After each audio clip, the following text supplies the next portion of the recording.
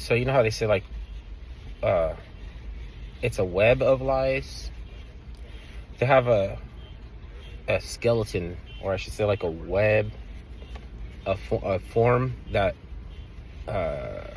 it's like if you believe lies, then they can turn into like roots, like a roots of a tree. But outside of that, it's like a web, right? So you know how people talk about subjective and objective truth. Like the subjective truth is easy, you know, like wherever your experience is, I kind of have to grant what you see, what you think of as subjectively true, because that's, you know, mind dependent is dependent only on you having a mind. But the things that trip people up are with rationalization is that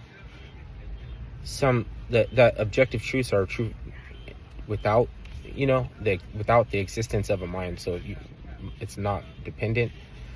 And where it gets interesting is like well, not interesting, how do I say it? It's like tricky.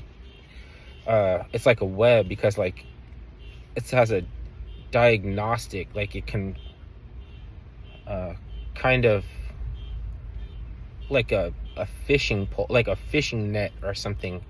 Like if a fish escapes the net, or however many fish you catch, like, and it rips or whatever, you sew it up, it's the same net. When you throw it back out, it's still catching fish.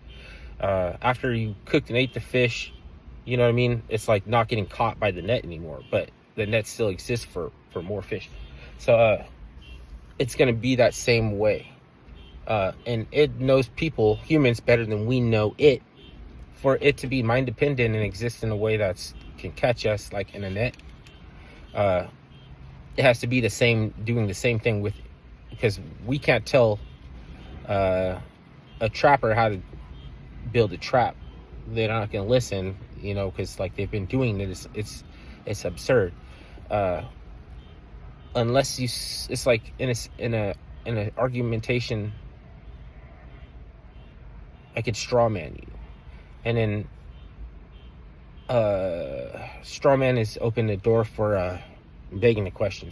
It's all the time. Like after the straw man is just the begging the question, you can expect that to happen. That's the whole purpose. It's like questions have answers, right? They're built in. So when people want to refuse to see an objective truth because they don't want to be consistent, or they don't want to concede because they don't like you, and it has nothing to do with the objective truth. People I don't like can know things that are true. That's not what we're talking about. And you don't want to get bogged down, dismissed, have people like clowning you, smirking, smiling like you're a big idiot. Then you don't have patience for all this begging the question. So then immediately when someone strawmans you, tell them, like, you know, there's a few other things. There's like where one fallacy is this direct link to the other, something like a tactic or a strategy, you know, where it doesn't apply or work on somebody who's smarter, but it gets recycled for the next person fishing, looking around for someone who might be weak in an area, to give you strength or power to something that, like, it's like you're, you know, it's like Machiavellian thing that Trump does, which is never defend yourself, like never defend yourself. It's the Machiavellian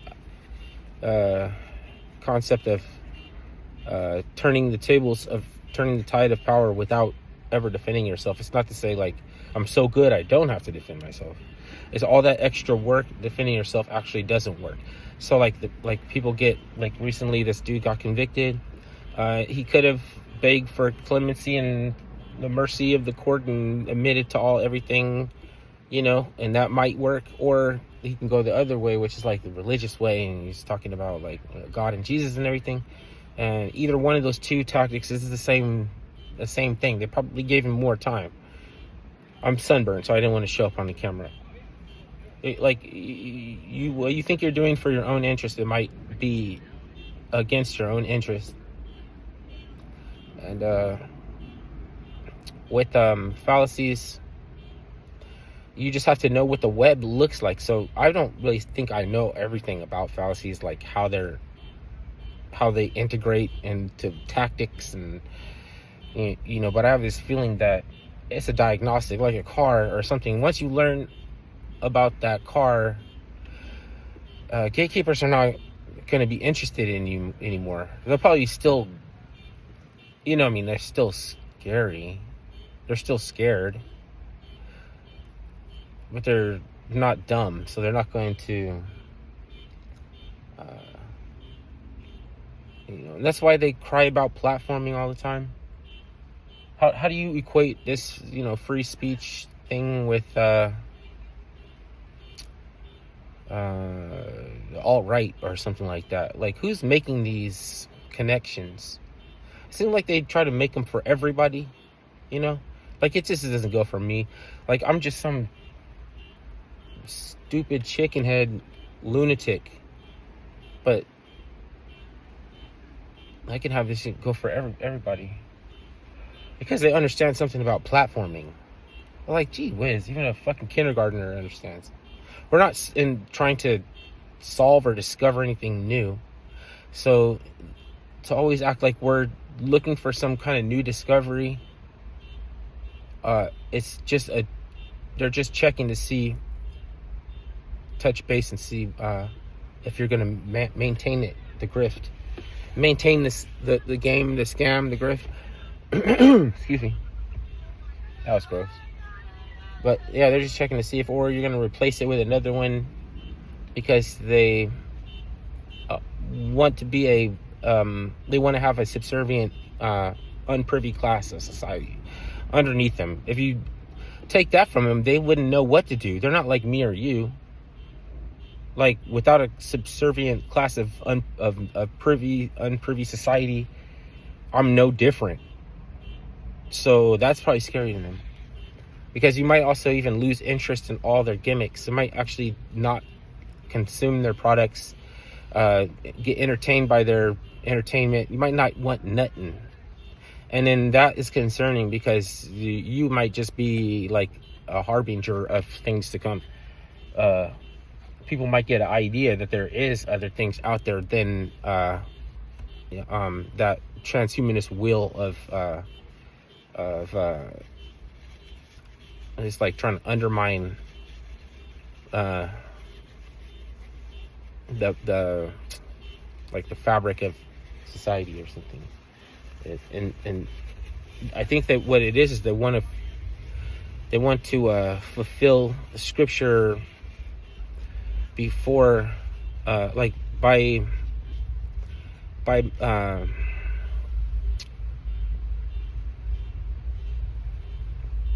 creating early demise, mega death on a scale.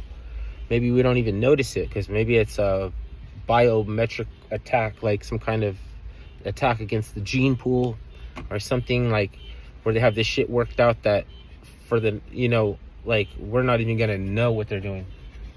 It's like, why their symptoms of AIDS come from COVID? I mean, it doesn't have man's handprint on there. Man, woman, handprint, human. I'm not talking about just man, but it doesn't have people's. Like, that's an itinerary or some precondition that somebody favored more than they like, you just to be whatever it is that you already are. You gotta change. Change isn't always good, especially when I'm talking about biological, genetic, like alternating change. Going in with like microscopic razor blades to do like an operation. You don't even see the knife. It's like some people think Mandela effect is like anesthesia. I'm not saying that the Mandela effect happened. I'm saying, like, there could be an effort to to make people not feel the dimensional shift that they're trying to.